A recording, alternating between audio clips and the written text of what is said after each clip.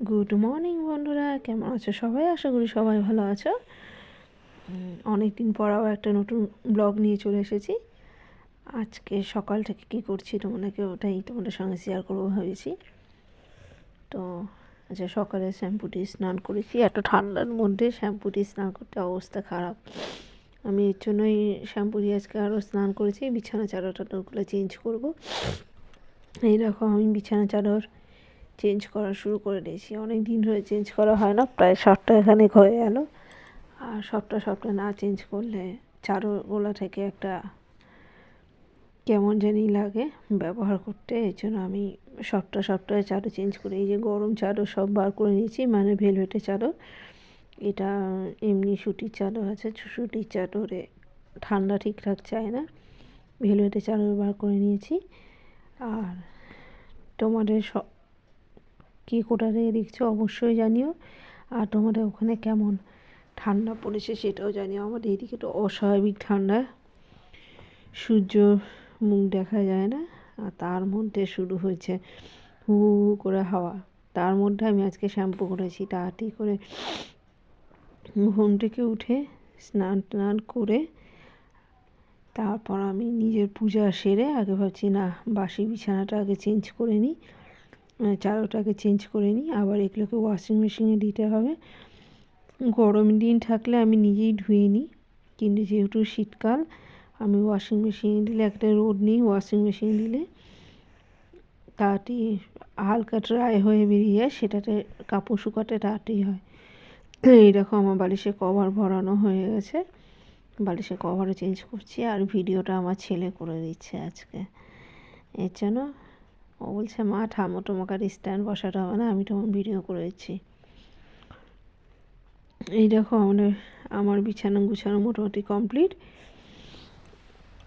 বালিশের কভারগুলো একটু বড়, এর জন্য আমি মুড়িয়ে একটু ব্যবহার করি। কারণ কি না তো বালিশ গলায় বেরিয়ে যায়, ভালো লাগে না। আর একদম বালিশের মাপের কোনো কভারও পাওয়া যায় না। এই জন্য তোমরা কেমন আছো সবাই? আশা করি সবাই ভালোই আছো। তো তোমরা প্লিজ আমার পাশে রেখো। তোমরা পাশে না থাকলে আমার খুব আমি তোমাদের আগ্রহ পাই বলে, তোমাদের তোমরা যে উৎসাহ দাও আমাকে, সেই উৎসাহ পাই বলে আমি কাজ করি। এই দেখো, এইদিকে মায়ের ঘরে বিছানা চাদর আমি চেঞ্জ করে নিচ্ছে। আমি যেহেতু এখন বাপের বাড়িতেই আছি, তো এক ঘরে চাদর চেঞ্জ করলে হয় না, দুই ঘরেরই আমি একসঙ্গে চেঞ্জ করি। এই দেখো, মায়ের ঘরেও বিছানা চাদর আমি চেঞ্জ করে নিচ্ছি, বালিশের কভার টভারগুলো পরে নিচ্ছি। আর আমার এখনও ভিডিও আমার ছেলেই করছে। এই দেখো, আমার মা চা খাচ্ছে। এই যে আমার ছেলে যেহেতু করছে, একটু ওর হাতটা সেট নেই যেহেতু, এরাও বিছানা চাদর আমার চেঞ্জ হয়ে আছে এই ঘরেও। ও একটু পড়তে বসেছে, ওর তো এখন পরীক্ষা হয়ে আছে, রেজাল্টও আউট হয়ে গেছে। মোটামুটি করেছে রেজাল্ট, খুব একটা ভালো না, ফুল মার্কস পাইনি, 94% পেয়েছে। তো এই দেখো, আমার ঘরে বিছানা আর মায়ের ঘরে বিছানা চাদর একই, কারণ কি এগুলো অনেক পুরনো চাদর। এই যে এইদিকে আমি ওয়াশিং মেশিন ওপেন করে নিয়েছি। এই যে জামা কাপড়গুলো, চাদরগুলোকে নিয়ে কি একে একে করে ওয়াশিং মেশিন দিয়ে দেবো, কারণ ওয়াশিং মেশিনে না দিলে এতগুলো কাপড় জল ঝরতে অনেক সময় লেগে যাবে। আর আমাদের ওয়াশিং মেশিনটা আমাদের রান্নাঘরেই আছে।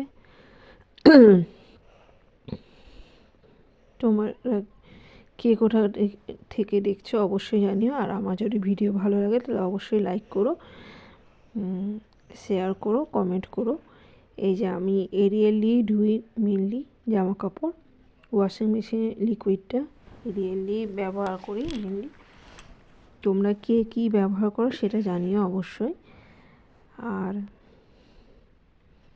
তোমাদের ঠান্ডায় কেউ কি পিকনিকে গেছো?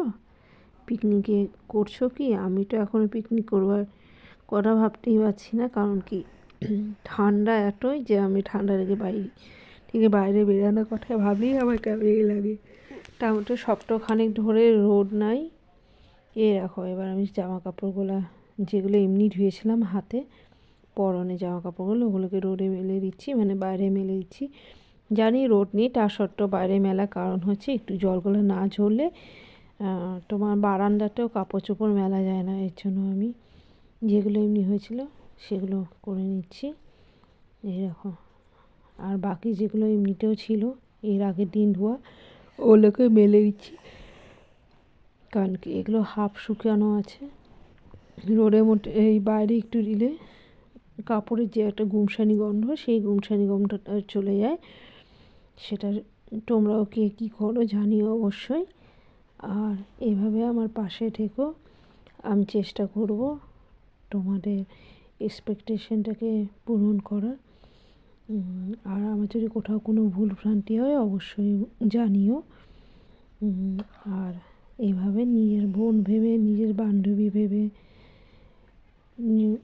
আমাকে, যদি আমার কোনো ভুল হয় আমাকে অবশ্যই বলো।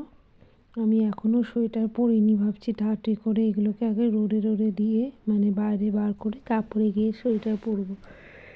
কারণ কি এত জামা কাপড় কাচা হয়ে গেছে যে এখন ঠান্ডা লাগা আরাম করছে, খুব তাড়াতাড়ি করে মেলার চেষ্টা করছি। এই দেখো আমার কাপড় মেলা কমপ্লিট। বাইরে দেখো এক ফোঁটা রোদ নেই, কেবল ভাবছি কতক্ষণে কাপড়গুলো আমার একটু ঝরঝরা হবে আর একটু শুকাবে। আবার হাওয়াও দিয়েছে, এই দেখো আমি হেয়ার ড্রায়ার দিয়ে চুল শুকাতে আরম্ভ করে দিয়েছি। কারণ কি জানোই আমার চুল বড়, যদি ভিজা চুল রেখে দিই তাহলে রোদ থাকলে না হয় রোদেই শুকাতাম, কিন্তু রোদের মধ্যে শুকানো উপায় নেই, রোদ উঠিয়ে এর জন্য হেয়ার ড্রায়ার দিয়ে চুল শুকিয়ে নিচ্ছি, নাতো আবার ঠান্ডা লেগে যাবে। আর আবার ঠান্ডার ধাঁচ আছে, আমার অল্পতেই ঠান্ডা লেগে যায়, এই জন্য হেয়ার ড্রায়ার দিয়ে চুল শুকিয়ে নিচ্ছি। আর এইদিকে রাখা আমার ওয়াশিং মেশিনও কাপড় ধোয়া কমপ্লিট। এগুলোকে এখন চেক করে নিয়ে এখন এগুলোকে বাইরে কলপারে দড়িতে রেখে দেবো। কারণ কি বাইরে অলরেডি এত কাপড় আছে, বাইরে আমরা উঠানটাও ছোট যে অনেক কাপড় করা মেলা যাবে সেটা না। এইরকম আমার তরকারি হয়ে গেছে, আজকে বেশি কিছু রান্না করিনি। আলু, ফুলকপি, শিম, তারপর বিনস, গাজর সব কিছুরই একটা ভেজিটেবল তরকারি করে